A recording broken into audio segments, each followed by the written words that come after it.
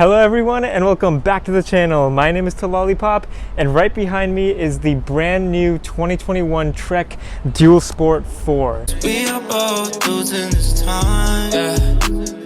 Not to mention the time lost. Been a while since I called. All of a sudden it's my fault, yeah. All of a sudden it's my fault. Breaking glass like your vow. Hurt me now, you seem proud, yeah. Baby, what you doing without me? Now this bike is actually super rare to see in stores. We've never had one here at Trek Sacramento, but I just built this one up, the first one we've gotten, and I'm really excited to give a nice review of it. In this video, I'll basically be going over all of the specs on the bike and comparing it to the other Dual Sport models in Trek's range, like the Dual Sport 1, 2, 3, and 4. And I'm also going to be figuring out the exact weight of the bike if you are interested in that. And then after I talk about those things, I'm going to be giving it a test ride and really comparing it to those other three Dual Sport models. Now, if you are interested in the really thorough details on the differences between the Dual Sport 1, 2, 3, and 4, I have made a full comparison video on that is super detailed and will answer basically any questions you have. But if you do have any more questions besides what I answered in that video, which I'll link to the top right of this video right now, then you can totally feel free to ask those questions in the comment section below and I'll try to get to all of them. But besides that, let's go over the bike. So here it is in all of its glory. This one is in a size medium. It has currently just been sold to a customer, so unfortunately you guys can't come check it out, but you will see all of the frame details and all of that other stuff in this video. I'll talk about all of it right now.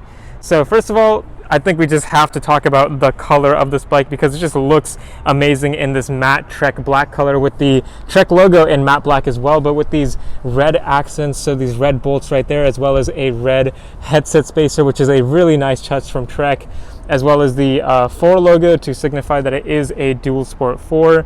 We have the Dual Sport logo right there as well. There are a lot of differences from this bike comparing it to the other Dual Sport models. This one does cost the most, of course. It is the top of the range model. It is currently priced at $1,220. Sometimes Trek's prices do change, but for now that is what it is at, which is definitely pretty expensive, but for the high-end Dual Sport model in the range, makes sense. It still has the same exact Dual Sport frame as all of the other models, which is made out of aluminum. It is Trek's Alpha Gold aluminum, which is pretty good. It has some smooth welds and it has internal cable routing, so you can see here that the cables run right into the frame to make it, to just protect those cables a little bit more, give it a nice clean look as well. But you can see here a lot of the components are not really shared with this bike and the other Dual Sport models because this one is so much more high-end. So for an overview of the components on this bike, we have the SR Suntour NRX coil spring fork with 63 millimeters of travel, and this fork is really nice because it has a remote lockout feature. On the Trek Dual Sport 2 and 3, there is a manual lockout, so you kind of turn this area and then the fork becomes rigid to make it much more efficient on flat pavement such as this in terms of gaining some more speed. But this one has a remote lockout, so all you have to do is just press this button right here to lock it out, and then the fork is going to be fully rigid, and then you just click on the top to disengage that. And then in terms of some of the other components for the brake set, we have the same brakes that are on the Trek Marlin 7 for 2021, so the Shimano MT200s, which are definitely great for a hybrid bike such as this. And then it also has center locking brake rotors, which are more resistant to warping, so they'll make less noise overall. In terms of the wheel set, we do have a tubeless ready rim wheel set. Unfortunately, the tires are not tubeless ready, so if you do want to go tubeless on this bike, you're going to have to get some new tires. But then in terms of the seat and seat post, these are both very lightweight. You do not see these on the other Trek Dual Sport models, but it has some nice silver lining there. It just looks pretty amazing. And then the drivetrain. This drivetrain is actually the same one we see on the 2021 Trek FX4 disc. I'll show a picture of that bike right now since I've built a few of them. But it does have this 42-tooth front crankset chainring, which is nice big gear right there, and then the 11-speed cassette in the back. So this is a Dior 1x11, similar to what you would see on an actual mountain bike, which is pretty cool. And then it also has a clutched rear derailleur, which just means you engage this and it adds some more tension to the chain to make less noise, as well as less chance of it skipping gears or falling off the bike entirely. But that is it for the specifications on this bike. I'm going to go over the weight of it now. And on our scale at Trek Sacramento, this bike weighed in at 27.15 pounds, which is pretty close to what Trek said on their actual website. I'll throw up that on the screen right now. So it's nice to see that those values align pretty well.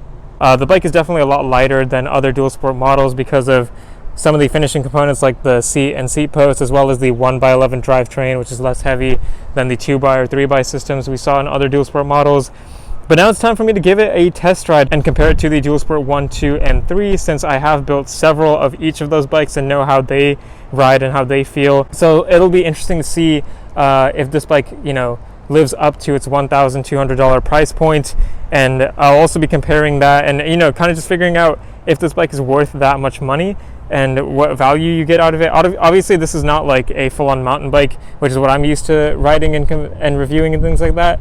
So this bike does cost more than a Marlin 7 and almost like the same price as the Marlin 8.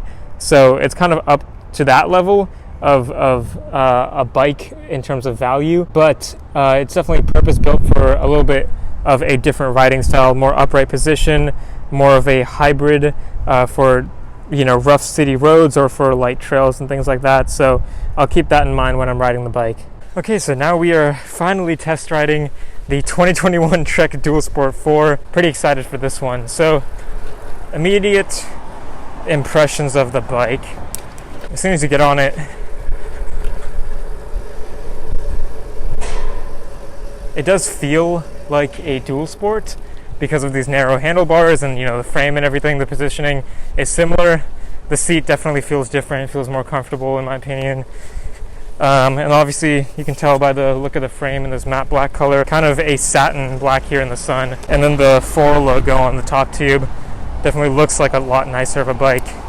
And then you can lock out the fork and make it rigid. Really nice feature right there. So let's put it in that big 51 tooth cog.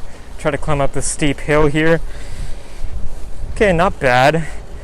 Definitely taking a little bit more energy or effort than on the other dual sport models, just because this does have that really large cassette, right, with that big 51 tooth cog for climbing, but it still only has one chain ring in the front crankset, so that's a 42 tooth. When you pair those together, it's not the easiest climbing gear. It wasn't impossible to get up that hill or anything. It was fine, but it definitely is easier on some other dual sport models. There isn't too much suspension travel on this bike, just like on the other dual sport models, but it is enough for like rough city roads like the ones in Sacramento, like here. Like I can kind of just like go off this area and I'll be fine riding around on some of these potholes and other stuff like that. And obviously on the actual pavement itself, going to be pretty good. Has nice wider tires for better support over bumpy areas. So comparing this one directly to the one underneath it, which is the Dual Sport 3, that bike is $900. This one is $300 more. So in terms of the drivetrain, it seems like I still do have enough speeds. This bike does go pretty fast in that smallest cog at the end, so that's nice. The Dual Sport 3 has a 2x9 drivetrain with 18 speeds in total. This one's a 1x11, so 11 speeds. You lose out on 7 speeds by paying $300 more, which is not necessarily a bad thing. It's only really going to be noticeable if you are an avid rider and you really miss those like incremental speeds. But for most people, I still feel like this is fine. The climbing gear could just be a little bit better, but besides that, it's a really well-built bike. A lot of good components on it. You can't get better than this for the dual sports. So I still like it a lot, and I think it's a good bike for the money. I personally, just my personal opinion, I think I would prefer the DS3. The Dual Sport 3 is pretty much probably our like best-selling dual sport model. It just has really solid components, good price point and everything. This one's definitely more for those people who, can spend the money, have the budget to get the nicest model, or just want the nicest bike out there for a hybrid for Trek. In terms of dual sport lineup, for a suspension fork, mini mountain bike type of thing, it's a pretty great bike.